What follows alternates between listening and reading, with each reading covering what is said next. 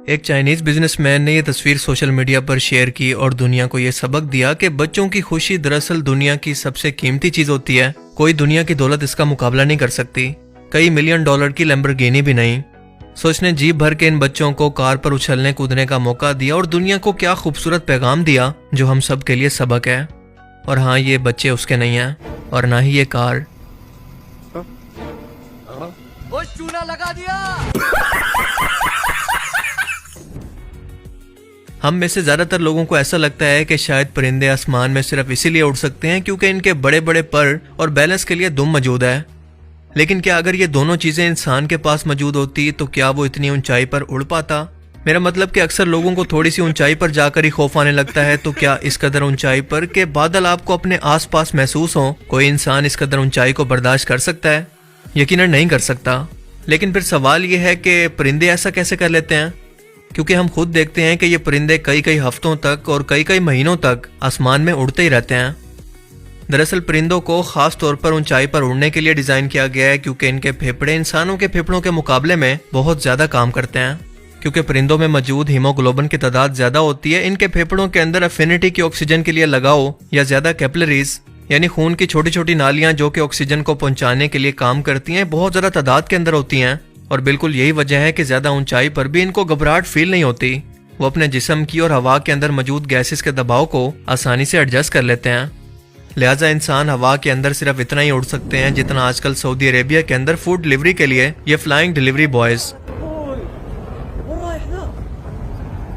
जी हाँ, कितनी अजीब बात है ना कि जिस मुल्क के अंदर फ्लाइंग कैमरा तक अलाउ नहीं है, उस मुल्क के अंदर घर की छतों को क्रॉस करके ये डिलीवरी बॉयज खाना पहुंचा रहे हैं जिसकी कीमत यकीनन खाने की कीमत से हजारों गुना ज्यादा होगी।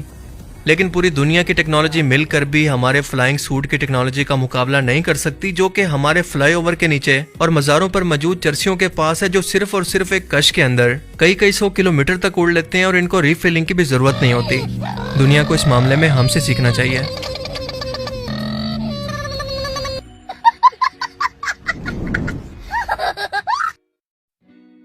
आमतौर पर एक ब्रिज की लंबाई तकरीबन 1000 फीट तक रखी जाती है, जो कि तकरीबन 300 मीटर तक बनती है क्योंकि 1 किलोमीटर के अंदर 1000 मीटर होते हैं।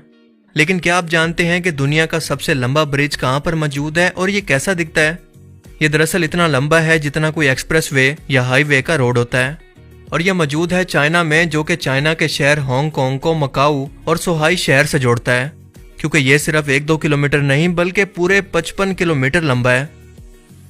इस ब्रिज की कंस्ट्रक्शन मुकम्मल हुई थी सन 2018 के अंदर और ये इस वक्त समंदर के ऊपर बनने वाला दुनिया का सबसे लंबा पुल है, जिसका स्ट्रक्चर इंजीनियरिंग का एक शाहकार है। क्योंकि समंदर में पानी पर ऐसे स्ट्रक्चर को खड़ा करना जो कभी कभार आने वाले जल्जले, समंदर की लहरों और कुदरती आफत से खुद को 120 साल तक बचा सके, ये बहुत बड़ा कारनामा है।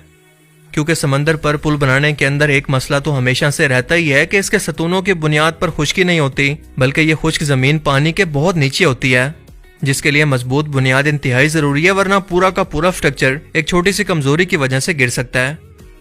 9 साल में मुकम्मल होने वाले इस प्रोजेक्ट की तामीर पर आने वाली लागत 1 खरब 27 अरब युआन यानी 27 खरब रुपए पाकिस्तानी थी। है ना अमेजिंग? आपने दुनिया के यकीनन बहुत सारे बड़े बड़े बॉडी पार्ट्स के लोग तो देखे होंगे, लेकिन क्या आपने अब तक दुनिया की सबसे लंबी नाक वाले शख्स को देखा है? इस वक्त ये वर्ल्ड रिकॉर्ड तुर्की के एक शख्स के पास है जिसके नाक की लंबाई 8.8 सेंटीमीटर या 3.4 इंच है। लेकिन अगर पूरी इंसानी तारीख की बात करें तो ये वर्ल्ड रिकॉर्ड है एक शख्स के पास जिसका नाम है थॉमस वेडर्स, जो 18वीं सदी के अंदर सर्कस का एक्टर था, जिसका मोमी मुजस्मा आज भी रिप्लेस बिलीव इट और नॉट म्यूजियम के अंदर मौजूद है। तारीखी अकाउंट से पता चलता है कि विडर्स की नाक 19 सेंटीमीटर यानी 7.4 इंच लंबी थी, लेकिन इसकी जिंदगी के बारे में मालूमात इंतहाई कम मौजूद हैं। 1780 के अंदर जब इसकी मौत हुई तो इसकी मौत के 16 साल के बाद आखिरकार इसके मुजस्मे को पेंट किया गया। Guinness book of world record ने विडर्स के लिए एक अलग से पेज बनाया है जहां पर इसे ऐसे लोगों की लिस्ट के अंदर रखा गया जो कि मरने के बाद भी वर्ल्ड रिकॉर्ड में है, और आज की डेट तक कोई भी शख्स जिंदा या मुर्दा इनके रिकॉर्ड को तोड़ नहीं पाया। लेकिन हाँ, अगर आपको लगता है कि आपके दोस्तों और रिश्तेदारों में कोई इसका रिकॉर्ड तोड़ सकता है तो उसे जरूर मेंशन करें।